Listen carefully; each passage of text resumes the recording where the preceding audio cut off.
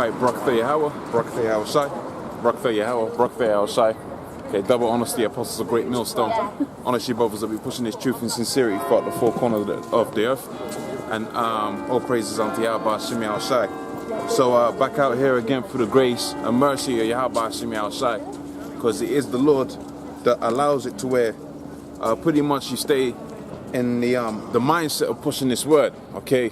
Because pretty much what you have out here within Esau society, okay, you pretty much got a distraction left, right, and center, okay? When you go into the book of Ecclesiastes, it says that folly was going to be set in great dignity, okay? That is to say, things that was considered foolishness in the former times, okay? Going back onto the 1700s, the 1600s, and times prior to that, and definitely the ages of the prophets and the ages of the great judges and kings within Israel. Okay, certainly what happens out here within the realms of that we're living in, the Eon, okay, which is a better word, because when you go into the book, when you go into the so-called New Testament, you got it to where the word world there, okay, is exemplified within the Greek as about three distinct different words having three distinct different characteristics, and one of those words for world is Eon, which is an age, and the age that we're living in right now is an age of distraction. This is an age of folly, okay, because the foolish man and the sinful man ruleth, okay, and which goes back onto my first initial point, that it is a blessing, okay, for you to be in your right state of mind, okay, in pushing this word, okay. Matter of fact, when we go into the scriptures, you find out when the Most High was going to send his son to come back and to retrieve his elect, that one of the main prerequisites that the Most High, rather the Yahweh Shai has set forth for his elect is that they endure unto what? Unto the end. Okay, so in coming out here, this is a blessing, because not everybody was gonna have it to where they had the spirit of faith. Okay, remember when you go into the scriptures speak about how faith is a gift from Yahweh Hashem Yahweh Shai. Okay, and not everybody was gonna have that faith.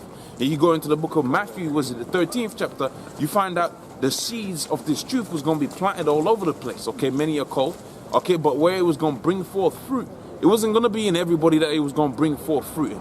It was going to bring forth fruit where the Most High willed it to bring forth fruit. Because why? Because the Most High, Yahweh Hashem Yahweh Shai, is going to elect out there, and that elect ain't going to be everybody that he was going to come into interaction with.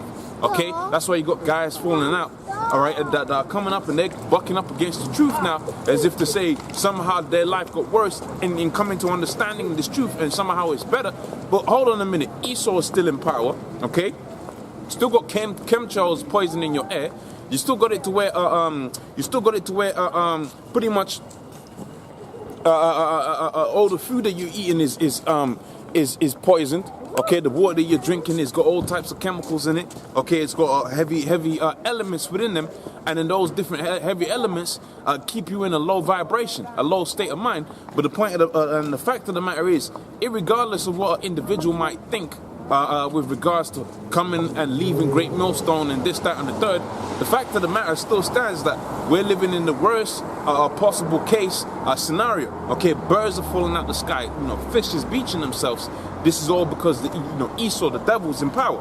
So I wanted to start off here. Let's start off within the book of Revelations, the 2nd chapter and the 25th verse, because I had quoted it.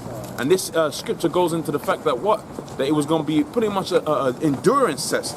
Matter of fact, I believe it was Paul that had said,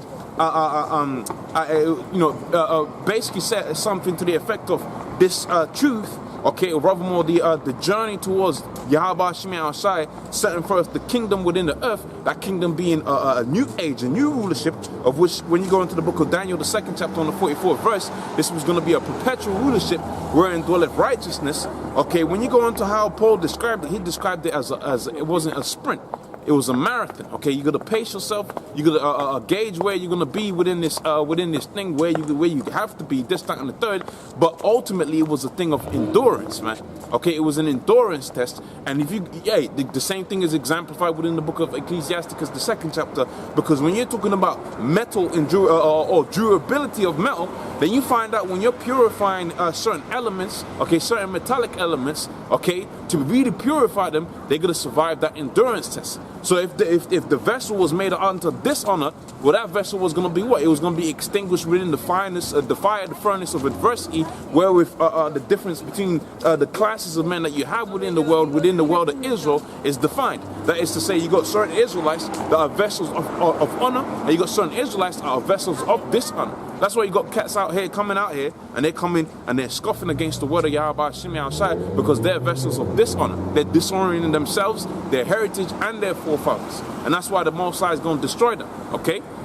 So the book of Revelations, the 2nd chapter and the 25th verse, it says here, but that which ye have already hold fast until I come. So we got this word, and really, like I said, man, this word is a blessing, man. Okay, this word is a blessing, and we're that light up on top of the mountain. We're shining and we're teaching this world, okay, because this world is in a state of gross darkness. This is the book of Isaiah, the 60th chapter, and I'm going to start from the top. It says, Isaiah 61, it says, arise, for thy light is come, okay, that being this word that we've been given by Yahweh Shimi outside, okay, the understanding of our heritage, the understanding of the scriptures, the different mysteries within the scriptures, for instance, the virgin birth, okay, because you might be within the so-called Christian, realm, okay, and then you come into the understanding of what happened within history, and then how different pagan religions is mirrored through Christianity. That might bug you out. Okay, but in the understanding of the scriptures, you come into the understanding that, wait, hold on a minute, there was no virgin birth within the Bible. This is a thing that was applied to the scriptures to make it to where pagan religions and philosophies could coexist within a new emerging religion, which was Christianity. And that all happened emerging from the so-called Council of Nicaea, where they had merged those different ideas and doctrines to basically make the whole world as one. And we know when the Mosai had it to where we know when the Lord, when it was that all of these nations were on the earth and it was of one language and they wanted to have one religion. Okay, the Mosai confused the languages and the religions, and ultimately had it to where the true religion was going to be given unto his chosen people, the Israelites, but the rest of the people had their own understanding and different ideas. Okay, going to show you that whole thing of coming together, that's anti-biblical. It's not a biblical doctrine. Okay, you go to the book of Deuteronomy, the 7th chapter and the 6th verse, it says that what? Thou art my holy people, okay, and thou art a special people unto Yahweh Shemi outside. Meaning to say, you're separate from these rest of these nations, and what was going to separate us and make us peculiar was going to be these laws, statutes, commandments, which are going to be better magnified in the understanding of the Spirit when Yahweh Shemi outside comes and it installs those laws, statutes, commandments within our minds, and we're going to be able to fulfill them. Okay, so going back onto the point I was making, this is the state of gross darkness that we're living in right now. Okay, and the light of this truth, the understanding was going to shed a light onto these different things that you live through within this society. For instance, how is it that the Negroes, Hispanics, Native Americans are always at the bottom of the pecking order? When you go into the understanding of the scriptures, that the light is going to be seen within, you go, okay, oh, that's why. Because they went up on the laws, statutes, commandments of Yahweh Shemi outside had given them, the covenant that was made with their forefathers, okay, that was signatured, if you will, by way of the sprinkling of blood, okay, with Moses, okay, and what was it, and Aaron, okay. When them guys were on the scene, they said, look, this is the contract, okay, this is what's going to happen, this is going to be the stipulations of that contract, okay, if you don't keep towards the laws, okay, like the elder Yahshua always says, man, you had the agreement to go up into the apartment, okay, now you born a hole within the apartment, okay, right, you had it to where you've knocked out all the windows. And you're looking at the landlord looking as if to say you haven't done nothing. And this is the state of the Negroes, Hispanics, Native Americans. We had a covenant, an agreement that we made with Yahweh, and we didn't keep to that agreement. That's why you got it to where the Negroes, Hispanics, Native Americans, they're the lowest estate, okay, within this realm, within this society, within this age, okay? But in coming to the understanding of this truth, and in coming to understanding the true understanding of the scriptures, you find out why all of these things are, okay? So it says there, arise, shine, for thy light is come, okay? The Bible, the understanding of the Bible that we've been given, right? And is and the Lord is risen upon thee, for behold, darkness, okay, shall cover the earth, gross darkness, the people, okay? And one of those darknesses that comes about by way of this age is the fact that these different people don't know their nationality. These people don't know who the Israelites are. Okay, now when you go up there into the higher echelons of society, where you got it to where you got the elite, and I mean the elite banking families. I'm not talking about your everyday, okay, Wall Street banker. I'm talking about the elite bankers that set prices of gold, that set prices of silver, this, that, and the third. These individuals know who the hell they are. They know that they're of the house of Esau. That's why they call themselves Rothschilds. Okay, they're of the red. They're that red child, the red shield, man. Okay, they're also, or when you go into the book of Revelations, they're also the man that sitteth upon the red horse, and the power was going to be given unto this person to take peace up from the earth. Now, when you're going to have it to where peace is going to be removed from the earth by way of covert operations, you need it to where it's going to be a dark scenario, man. Okay, when you watch them different movies out there, and you got it to where a covert operation is taking place, at what point of the day does it happen? Does it happen in the brightness of the afternoon? No, it usually takes place when you go to where the moon is up, but it's going to be the darkest day, man. And that's when them covert operations is going to be taking place, and that's the same way Esau has got it to where people are living in right now. He's got it to where these people are living in the most darkest, most decadent, most evil way of ways, okay? But still the Most High was going to have it to where the men of the Lord wasn't going to be removed into a corner anymore, and the light was going to be seen, and it was going to be magnified above all things, ultimate.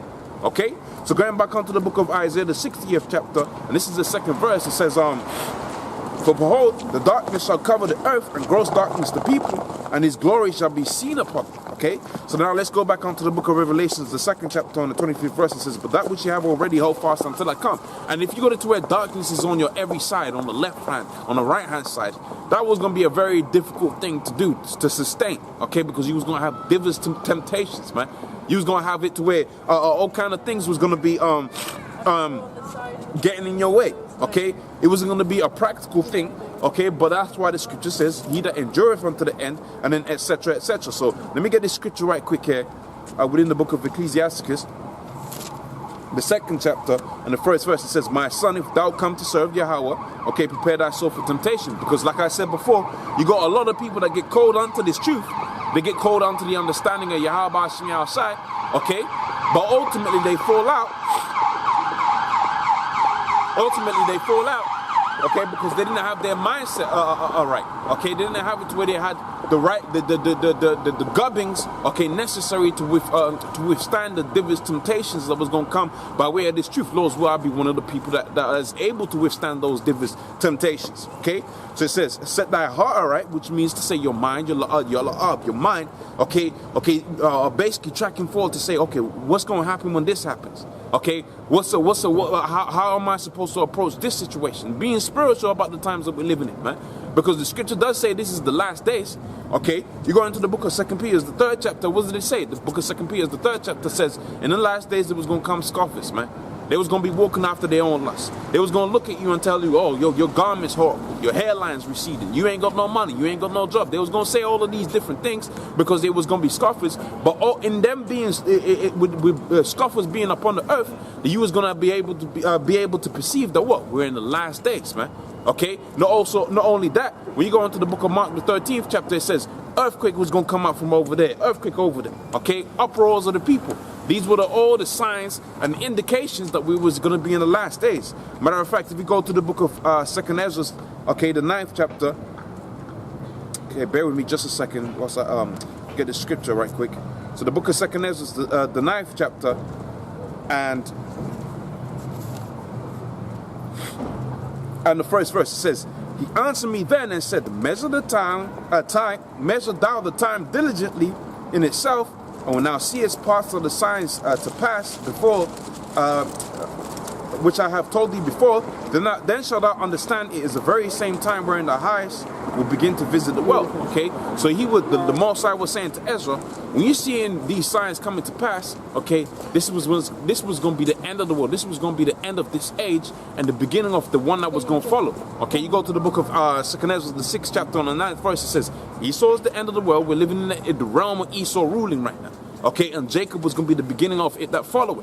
But see, there was going to be a transitory period where you was going to have all kind of troubles, man, temptations. Okay, and if you wasn't going to endure those forced temptations because you didn't have your mind right, okay, you was going to fall out, man. It's just simple mathematics. Okay, so it says, then shall I understand that it is the very same time wherein the highest will begin to visit the world that he made.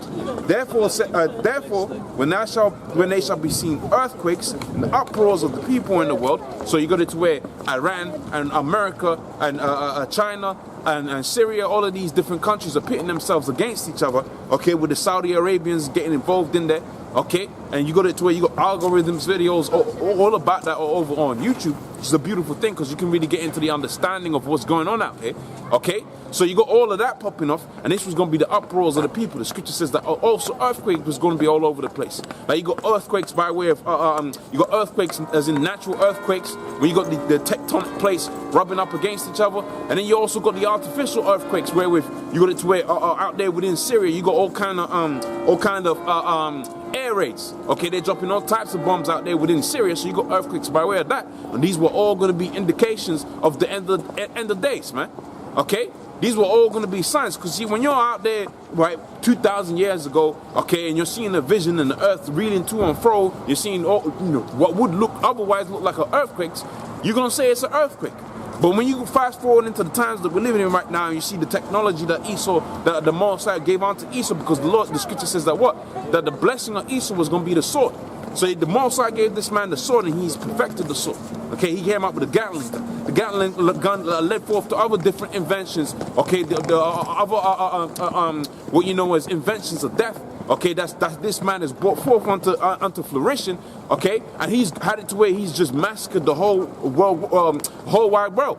Okay.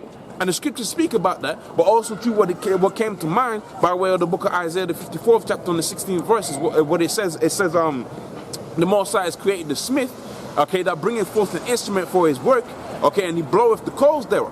That was going to be these ICBM nuclear missiles and all of these kind of missiles that they was going to be dropping all over these different places to where earthquakes was going to be, really, there was going to be earthquakes there, okay? There was going to be earthquakes there by where these missiles that these Esau's dropping, and this was going to be again one of those indications that you was in the last days. Okay, so back within the book of Second Ezra, the 9th chapter on the 3rd verse. Okay, so it says, therefore shall they be seeing earthquakes and uproars of the people within the world. Then shall thou understand that the Messiah spake of those things from the days that were before thee and from the beginning. For like as all thing is made in the world, and hath a beginning and the end is manifest. Okay, even so the times of the highest have plain beginnings and wonders and powerful effects and endings and signs. Okay, so when you're seeing all of these things, these are like when you have a movie, you have a structure, okay, that happens within the movie. Okay, typically you have a first phase, a second phase, and you have the last act. Okay, usually rounding up in about a half an hour's worth of time when you're watching a 2-hour movie is what's known as the last act. Okay, and the last act has a climax to it. Okay, but see, the climax is that what? Esau being in slavery, okay, going down, okay, being destroyed by way of the UFOs, being destroyed by way of the power that the Yahweh Shemi Al-Shai is going to bestow upon his men. But also, too, prior to that, there's going to be a time of transitioning, going from the point that we're living in right now, the time of decadence. Okay, the time of overspending, being overly in debt. Okay, up until the point of the climax, which is Esau being taken out of power. So all of these things is going to happen, but all of these things is going to affect everybody different, man. Okay, how the earthquake's going to affect certain individuals? How is mass depopulation going to affect different individuals? Okay, these are all things, okay, that the Messiah said this was going to be temptation, okay, and it was going to bring about the hour of temptation to the end that what? You're going to have it to where during this period of the last act, you're going to have it to where Esau's going to issue out what's known as the RFID chip, which is the mark of the beast. He's gonna say, look, this is the solution to all of these problems that we got within the world, and that's also gonna be part of the temptation. Okay, going back onto the book of Ecclesiastes, the 2nd chapter, and you got it to where people, we ain't even really in the full swing. Now we're in the last act, but we ain't really in the full swing of the last act. Okay, the main twist of the movie ain't really been seen. Okay, which ain't really a twist, but the revelation of who Esau is, as it pertains to the scriptures, they ain't really been brought forth out there. Okay, how that they continuing thought is that their houses was gonna be forever. Okay, how that they was gonna deceive the whole nations, and how that they was gonna be revealed. Okay, within a lot of times that they're the devils, they're the devil that the scripture speaks about.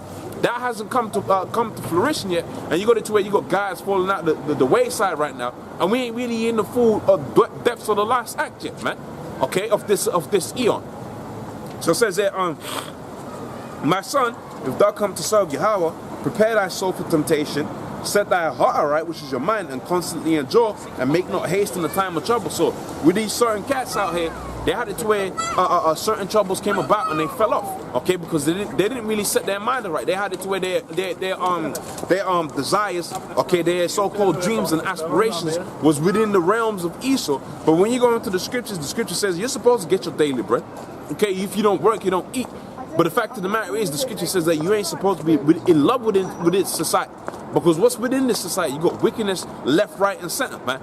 Okay, you got wickedness popping up all over the place, okay, because you got it to where the wicked are in rulership. When you go to the book of First Maccabees, the first chapter, it says that when Alexander bare rule of the kingdom, okay, that's when wickedness multiplied within the earth. Now this is the people that call themselves the Greco-Romans coming back, okay, into power again. And what do you think was going to happen when they was going to come back into power? You was going to have wickedness multiplied, man.